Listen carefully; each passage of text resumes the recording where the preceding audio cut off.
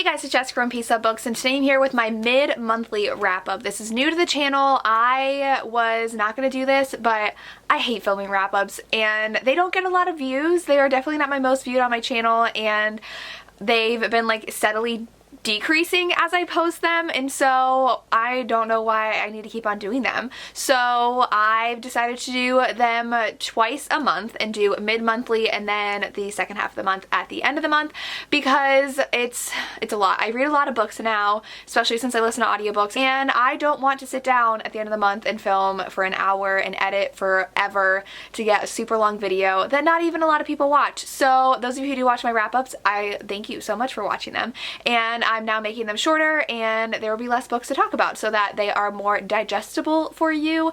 And even I don't like to watch super long videos, and so if I see someone's talking for 40 minutes, I'll like put off the video and then I never get through the entire thing. So this is shorter. So I'll go ahead and get to everything that I read. If I have any reading vlogs or any other kind of videos talking about these books, I will link them down below. But the first book I read was actually only the last 100 pages that I read this month, because I tried to finish it in 2020 and I didn't get to it. And that is Kingdom of the Wicked by Katherine House. This was the pick what I read next for December that you guys chose me to read, and I did not like this. I gave it 2 stars. It was just weird. The main character is a witch, and she has to deal with like the princes of hell, and she's trying to figure out how her sister died, and everything was so convenient. It was like I followed the feeling and I found what I was looking for, and so she just stumbled upon so many different things, and I feel like with the princes so much more could be developed, and it wasn't. There was not that enticing of a romance between her and the one prince that she was supposed to have a romance with whatsoever. That felt completely underdeveloped, and there were just like weird scenes with her and the other princes. There was just so much potential in that plot that I felt was very, very disappointing to me. So I didn't enjoy it. There was like still not a lot about her magic, and then like there was this huge secret everyone was keeping from her and her sister, and they don't even say really like why they were keeping it a secret. It was like all of this depended on them and something that they had the potential of doing, and they didn't even know it. And so I didn't like that when there's like unnecessary secrets just for the sake of the plot. So I was very disappointed in this. 2 stars. I like Katherine House. I really enjoyed Stalking Jack the Ripper. This one not so much. So it's the plot of this one and like the way things were developed did not work for me. The next one I spent the entire next day reading all the way through. I read this book in a day, and it was Happily Ever Afters by Elise Bryant. I had the e-arc of this because I knew it was a romance writer. Romance, it is young adult. She got into this writing program and she automatically feels like a fraud. She's never really shared her writing with anybody. It was her mom who had applied for her to this school, and they had moved, and she actually has a brother. She describes him as having disabilities, and so he has these outbursts sometimes, and he is older than her, but he will do things that aren't necessarily good things. Like he'll prank call pizza places and like give them the wrong address, and he thinks it's hilarious, and so she feels a lot of pressure to make sure that she keeps an eye on him. And there's this sense of not embarrassment, but she doesn't think people understand him, especially when they moved. So before, all their neighbors like understood what he does, and that's just who he is, but her new neighbors don't really understand that, and so she doesn't want them to see him in a negative way, and so she deals a lot with that. And I really love that aspect of this book, how that was her sibling, and so that is a big part of this book. And the neighbor across the street also goes to the same like special performing artsy school, not performing arts, but like more like artsy school with her, and he is adorable. He like wears Hawaiian shirts and cargo pants that like zip off to turn into shorts, and she's like embarrassed by him. She's like, oh, he's just so weird, but they're friends, and the romance is between them, and it's really cute. But she gets writer's block, and she doesn't know how to write. She literally cannot write a word in her classes, so she's like been turning in old things she's written, and she talks to her friend, and they figure out that if she ends up having a romance of her own, maybe she'll get some inspiration.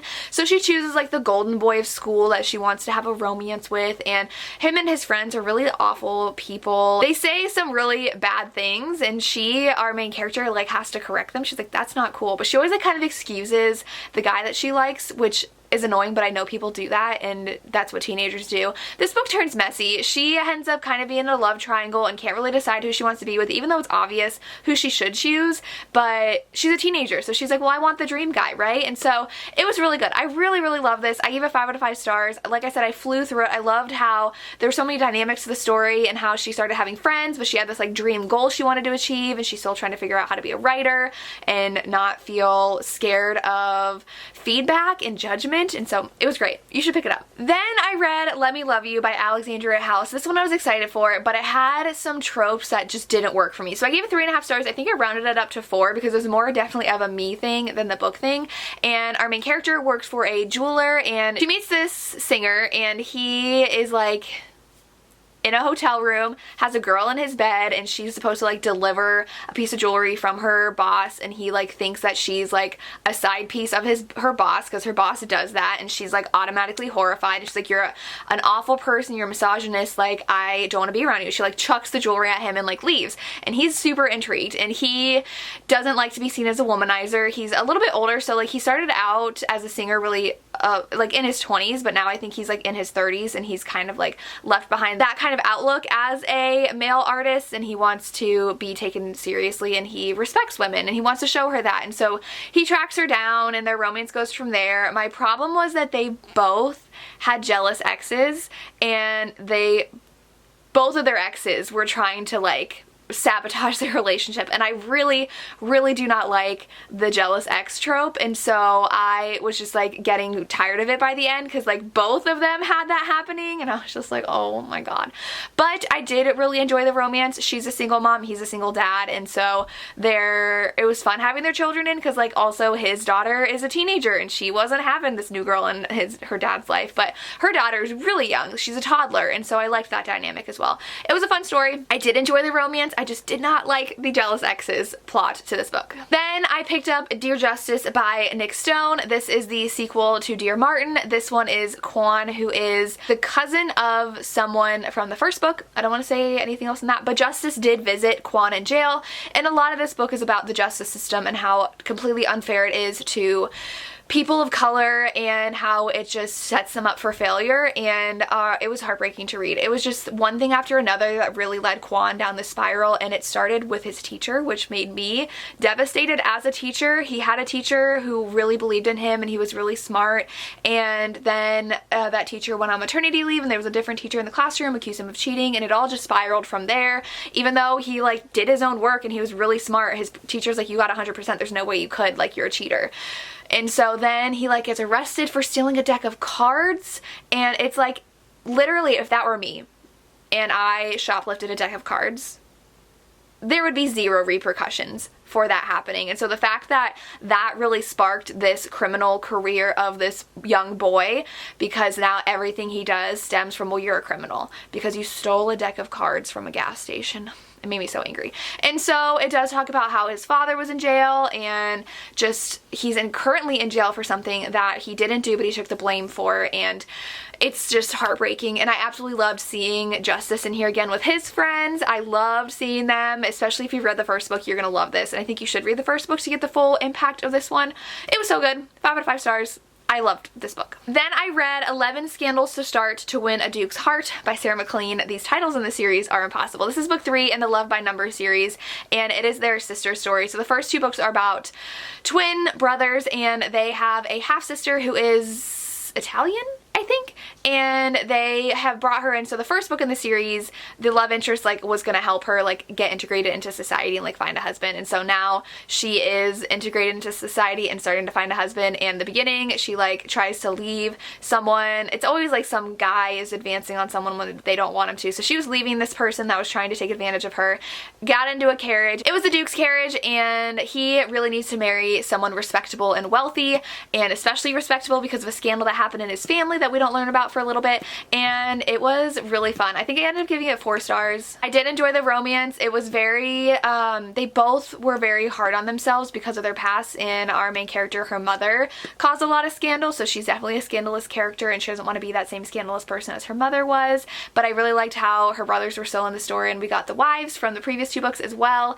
It was a lot of fun. I really enjoyed this as an ending to the series. I think book 1's still my favorite, but I think this is my second favorite. I enjoyed it. Then I finally finished Rent a Boyfriend by Gloria Chow. This one is really long, and I started it in December but didn't get to finish it until January. It is over 350 pages long. Our main character has very, I don't know how to describe them. So she is Asian, and her parents want her to marry this boy, and she's like, there is no way I'm marrying this boy. He is disgusting. I hate him. He treats me poorly. He talks to me poorly. Her parents aren't really good people. They really don't care about her and her well-being or anything. They care about how society views them. And she decides to rent a boyfriend to bring home and say, look, I have this nice Asian boyfriend, and I'm gonna marry him instead of this guy you want me to. And she's in college. They're both in college, but it's a young adult book. And her and Andrew start to fall for each other as they're fake dating. He has parents who have pretty much disowned him because he wants to be an artist, and so he practices being like the perfect boyfriend to certain people because that's what he does for the company, and they start falling for each other, but her parents are just like really bad. And so she hires him to come home for Thanksgiving, and then they still kind of text each other, and then she hires him again for Christmas, and it was good. I do think it went on really way too long. It was over 350 pages, which it really didn't need to be, but I liked it. I did enjoy it. I don't know how I feel about the parents and how just mean they were and like did not care about her. And I mean, like, maybe it was their way of caring by like setting her up to have a successful marriage, but they like, he was obviously an awful person, and they knew secrets he was hiding, this guy that they wanted their daughter to marry, but it was just I did not like them. But I really enjoyed the romance and how they slowly started to fall for each other, and how Andrew was still very sensitive about the subject of him wanting to be an artist because he didn't choose to go to college and he didn't feel like he was good enough and was worried that she was judging him. But it was really good. I gave it 4 out of 5 stars. Then I listened to the audiobook of Monday's Not Coming by Tiffany D. Jackson. I read Grown in I think November, and I absolutely loved it. This one was a hard read. This has to do with Claudia, and Claudia and Monday are inseparable. They're best friends, and Claudia goes away for the summer every year, and her best friend stopped writing to her, and so she gets back and Monday's gone, and nobody will tell her where Monday is. Nobody's really concerned, and she's like, no, Monday wouldn't leave. Her family's still here. They're saying different things. Someone says she's with a family member, someone says she's with her dad, and I need to know where Monday is. And the structure of this one's interesting because we have like the before, the after, the before, so we get a lot of glimpses of Monday and Claudia together before Monday disappears. We get now when Claudia is trying to find Monday, and this is devastating to read because it's about black girls who disappear that no one really does anything about and no one cares. This really reminded me of the documentary about Gabriel Fernandez. I did watch that with my sister, and that was extremely hard to get through, and this one, the same things kind of happened in here, and it was really hard to read. I will say the structure got a little confusing near the end when there was a twist in the narrative, and I was kind of confused because I was listening to this on audio. I couldn't like go back and look at things, so I definitely would recommend reading this physically if you ever have a hard time keeping a timeline straight if it's not linear, so keep that in mind. But I give this 5 out of 5 stars. It was just really punches you in the gut, and it's really hard to read, especially at the end, but it just shows you what's actually happening in our world. So this is definitely one of those really hard reads, but I really loved it, so 5 out of 5 stars to this one. Then I read Gentle Rogue by Joanna Lindsay. This one was for a reading vlog that I'm in the middle of doing that I had to put on hold for the historical romance readathon, so I'll continue that later and post that video. But this one is the 3rd book in the Mallory series. It is one of her most popular books, and I gave it 3 stars. It just was fine. Georgie needs to go back to America. She went to England to try to find someone she's betrothed to. He's married, she's mad, and so she wants to leave England as soon as she can, and she's with a friend, a family friend, and so they decide to take passage on the ship because they want to get out as soon as possible. She has to pose as a cabin boy, and it's the cabin boy to the captain, James Mallory. James knows that Georgie's actually a woman because he's met her in the bar the previous night, and he knows it's her, but she doesn't know he knows. And so he like does little things like, oh, like you have to stay in my cabin, and like I'll change in front of you and stuff like that, like to make her uncomfortable. And It was fine. Georgie, the only thing to her character is that like she's just surrounded by men. She has like a ton of brothers and everyone's super protective of her, and she just tries to break all the rules and she gets frustrated, but she gets thrown around a lot, and there wasn't really a plot. So Jessin from Jessin Reads Romance just read this too, and I agree, there was not a lot of plot to this book. It was just like she's going to America and then she goes somewhere else, and that's really all there is to this.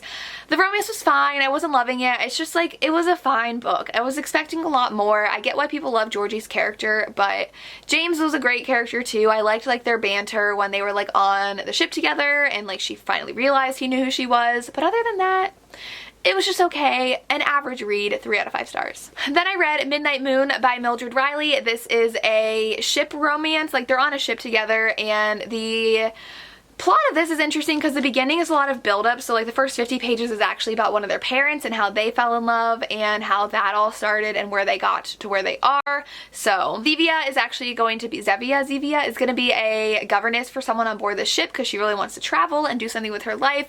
And on that ship is Sam, and Sam has worked his way up to be the second in command on the ship. People don't really respect him because he is black, but the captain of the ship really only cares about who's hardworking, and so he does have to deal with that kind of stigma from different people that he deals with. And he is instantly like super into Zevia, and she ends up finding someone trying to plot to take over the ship's cargo and help Sam like take them down, and so they're really mad and try to go after her, and they fall in love, but most of their falling in love's off page. It's like they just realize they like each other after one conversation, and then she gets in danger a couple of times and Sam's always determined to save her, and that's really the romance, and then they like want to be together in the end. So there wasn't a lot of development of romance, but I still really enjoyed this story as a whole and how it was on a ship and like all the action that happened. So I ended up giving it 3.5 out of 5 stars, rounding it up to 4 because the romance was just not developed like I wanted it to. But other than that, I enjoyed it. Then I listened to The Wicked Wallflower by Maya Rodale. This one is a wallflower romance. She's a wallflower, but she is in love with someone, but they can't really be together. And so her friends make this plot where they're gonna say that she's actually engaged, I think, to a duke. And he's like this playboy, rake duke, and it ends up being put in the paper. They didn't mean for it to, but someone finds the like announcement they wrote and puts it in the paper. And so this duke is like, hey, you know what? I need to be taken seriously because I need support and money for, well, investments for an invention he's doing. So he's like, this might not be bad, actually. And so they end up like fake courting each other and going to his relative's house to play this game to like inherit all of her money every year. She hosts this party where people have to impress her, and whoever wins gets written into her will that year. And so basically like whoever won the year she dies gets all of her money. And so they're trying to impress that relative so that he can win the money, and then he'll like split it with her so that she can have money to finally marry the man she wants to marry. And so she starts falling for him though, while she's kind of thinking about this other guy. And so if you don't like cheating, it's kind of technically cheating because she still like thinks she's with this other guy while falling for the guy she's fake dating. But I really enjoyed it. I really liked how they started falling for each other and how she didn't really understand these feelings. She's like, no one would like me. I'm just like normal and plain. I'm a wallflower. Like, why would someone like him, who's a duke and gorgeous and like has every woman he wants, why would he like me? So I enjoyed this. I think I gave it 4.5 stars. I listened to it on audiobook, and I'm really excited to continue on with the series. Then I read Katherine House. The next 3 are the last 3 I read during the beginning of the month, and I read them for Reading BookTube's Worst Books of 2020. I will direct you to that video. I won't say too much about these. This one I read because Ashley from Bookish Realm didn't like it. I gave it 2 stars. It was weird. It was confusing. This girl gets into this school that's like kind of like college but not, and there's no point to this plot. Weird things happen to the school. She's drunk 90% of the time. 3 years pass for her 3 years there, and there's no answer at the end. There's no point at the end. I didn't get it. I gave it 2 stars. I wasn't hating it. I was like hoping there would be some sort of conclusion, but the lack of conclusion made it completely not worth my time. 2 out of 5 stars. Then I read My Lovely Wife by Samantha Downing. Daria from Full of Lit did not like this, so I read it, and it was marketed as Mr. and Mrs. Smith meets Dexter. It wasn't that, but I still enjoyed it. This wife and this husband find people and case people to kill together, but they both have secrets, and I enjoyed it. I gave it 4 to 5 stars. The ending I think was really good. I wasn't expecting the ending, but I knew the wife was hiding something more than he was, but I enjoyed it. It wasn't as like angsty as Mr. and Mrs. Smith was. Like Mr. and Mrs. Smith, they like really loved each other but wanted to kill each other, and that was just so good. Not in this one. And none of the like thrilling aspects with the people they were trying to kill were on page, so I don't really get the Dexter part because none of that was on page. Like I think I've never watched Dexter. Is that on page? Is that like, do they show that? I don't know. There's not even like violence in here that they showed like on page, but it was good. I was highly entertained. I gave this 4 out of 5 stars. I know there's some plot holes and the wife's reasoning for certain things like kind of didn't make sense, but I still enjoyed it. The last book is The Raycast by Scarlett Peckham. This one I'm talking about in 2 different vlogs. One I've already posted, The Worst of 2020, and my historical romance readathon vlog. I finished this the first day of the historical romance readathon.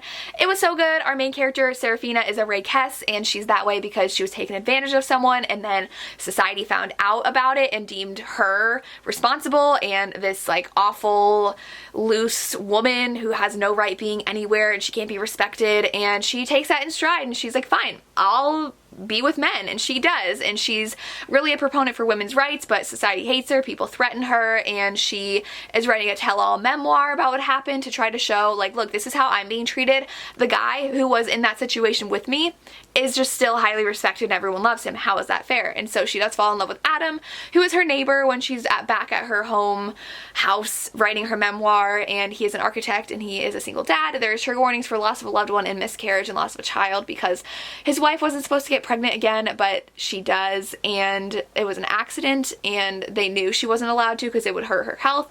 She ended up dying, the baby ended up dying. It was very traumatizing for him, and he really wants to be a good dad to his kids, and so he's very hesitant to really be in an actual relationship with Sarah, and he doesn't want to get her pregnant. She doesn't want to get pregnant, and so that is a big part of this plot. She does talk a lot about ways she tries not to get pregnant because she does sleep around a lot. Men don't really have to worry about that because they don't have to deal with the repercussions, while women really do. So it was amazing. I absolutely loved it. They obviously fall for each other, but 5 out of 5 stars. I'm so happy I read it. Alright, so that was just a little bit long, but those are the books that I read in the first half of January. Let me know down below what you read and if you've read any of these and what your thoughts were. I'd love to hear. As always, thank you so much for watching and have a good day. Bye.